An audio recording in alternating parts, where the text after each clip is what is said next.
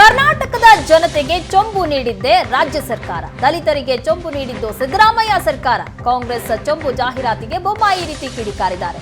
ಇಷ್ಟು ಕೆಳಮಟ್ಟಕ್ಕೆ ಇಳಿದ ಉದಾಹರಣೆ ಎಂದೂ ನೋಡಿಲ್ಲ. ಸುಳ್ಳನ್ನ 100 ಬಾರಿ ಹೇಳಿ ಸತ್ಯ ಮಾಡೋದಕ್ಕೆ ಹೊರಟಿದ್ದಾರೆ.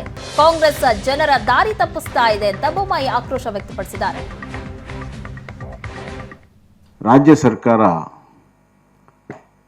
ಹಿಂದಿನ ಯಾವುದೇ ರಾಜ್ಯ ಸರ್ಕಾರ ಹಣಕಾಸಿನ ವಿಚಾರದಲ್ಲಿ ರಾಜಕಾರಣ ಮಾಡಿರಲಿಲ್ಲ.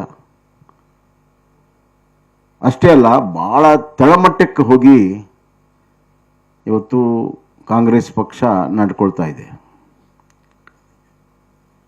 ಸತ್ಯವನ್ನು ಮರೆಮಾಚಿ ಸುಳ್ಳನ್ನು 100 ಸತಿ ಹೇಳಿದರೆ ಸತ್ಯ ಮಾಡುವಂಥ ಪ್ರಯತ್ನ. ಅಷ್ಟೇ ಅಲ್ಲ, ಭಾಳ ಕೀಳುಮಟ್ಟದ ಒಂದು ಭಾಷೆಗಳನ್ನು ಬಳಕೆ ಮಾಡ್ತಾ ಇದ್ದಾರೆ. ಭಾರತದ ರಾಜಕಾರಣದಲ್ಲಿ ಇಷ್ಟು ಕೀಳುಮಟ್ಟದ ಹಣಕಾಸಿನ ವಿಚಾರದಲ್ಲಿ ತಳಮಟ್ಟಕ್ಕೆ ಇಳಿದಿರುವಂಥ ಇನ್ನೊಂದು ಸರ್ಕಾರ ಅಥವಾ ಇನ್ನೊಂದು ಪಕ್ಷದ ಉದಾಹರಣೆ ನನ್ನ ಕಡೆ ಅಂತೂ ಇಲ್ಲ. ಇದು ಹತಾಶ ಮನೋಭಾವನೆಯಿಂದ ಅವರು ಮಾಡ್ತಾ ಇದ್ದಾರೆ. UPA ಸರ್ಕಾರ ಇದ್ದಾಗ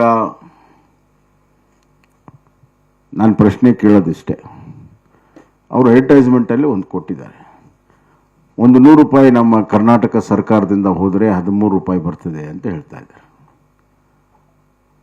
ಅವರು ಲೆಕ್ಕಾಚಾರ ಹಾಕುವಾಗ 4 ಲಕ್ಷ ಕೋಟಿ ಒಟ್ಟು ದುಡ್ಡು ಹೋಗುತ್ತೆ ಅಂತ ಹೇಳ್ತಾರೆ. ಅದರಲ್ಲಿ ಡೈರೆಕ್ಟ್ ಅಂಡ್ ಇಂಡೈರೆಕ್ಟ್ ಟ್ಯಾಕ್ಸ್ಗಳ ವ್ಯತ್ಯಾಸ ಹೇಳುವುದಿಲ್ಲ. ಕಾಂಗ್ರೆಸ್ನ ಚೊಂಬು ಜಾಹೀರಾತಿಗೆ ಈಶ್ವರಪ್ಪ ವ್ಯಂಗ್ಯವಾಡಿದ್ದಾರೆ. ಕಾಂಗ್ರೆಸ್ಗೆ ಚೊಂಬೆ ಗತಿ, ಬೇರೇನೂ ಅವರಿಗೆ ಉಳಿದಿಲ್ಲ. ಜೂನ್ 4ಕ್ಕೆ ಕಾಂಗ್ರೆಸ್ಸಿಗರಿಗೆ ದೇಶಾದ್ಯಂತ ಚೊಂಬು ಸಿಗುತ್ತೆ. ಪ್ರಧಾನಿ ಮೋದಿಗೆ ಕಾಂಗ್ರೆಸ್ ಚೊಂಬು ಕೊಟ್ಟಿಲ್ಲ, ಕಾಂಗ್ರೆಸ್ನವರೇ ಚೊಂಬನ್ನ ಹಿಡಿದು ಹೊರಟಿದ್ದಾರೆ ಅಂತ ಶಿವಮೊಗ್ಗದಲ್ಲಿ ಮಾಜಿ DCM ಈಶ್ವರಪ್ಪ ಆಕ್ರೋಶ ಹೊರಹಾಕಿದ್ದಾರೆ. ಮೋದಿಗೆ ಚಂಬು ಕೊಟ್ಟಿರೋದಲ್ಲ ಇದು, ಕಾಂಗ್ರೆಸ್ನವರು ಚಂಬು ಹಿಡ್ಕೊಂಡು ಹೊಂಟಾರೆ. ಅವ್ರು ಚಂಬು ಹಿಡ್ಕೊಂಡು ಹೊಂಟಾರೆ, ಮುಗೀತವ್ರು. ಬೇರೆ ಇನ್ನೇನು ಕಾಂಗ್ರೆಸ್ನವ್ರ ಗತಿ ಇಲ್ಲ. ಆ ಚಂಬೆ ಫೈನಲ್ ಅವರಿಗೆ. 7ನೇ ತಾರೀಕು ಚುನಾವಣೆ, ಜೂನ್ 4ನೇ ತಾರೀಕು ಫಲಿತಾಂಶ. ಜೂನ್ 4ನೇ ತಾರೀಕು ಇಡೀ ಕರ್ನಾಟಕ ರಾಜ್ಯದಲ್ಲಿ, ಇಡೀ ದೇಶದಲ್ಲಿ ಕಾಂಗ್ರೆಸ್ನವ್ರ ಕೈಲಿ ಚಂಬು ಸಿಗುತ್ತೆ, ಅನುಮಾನ ಬೇಡ.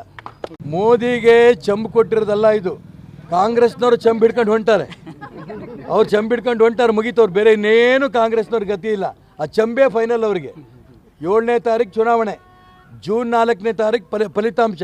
ಜೂನ್ 4ನೇ ತಾರೀಕು ಇಡೀ ಕರ್ನಾಟಕ ರಾಜ್ಯದಲ್ಲಿ, ಇಡೀ ದೇಶದಲ್ಲಿ ಕಾಂಗ್ರೆಸ್ನವ್ರ ಕೈಲಿ ಚಂಬು ಸಿಗುತ್ತೆ, ಅನುಮಾನ ಬೇಡ.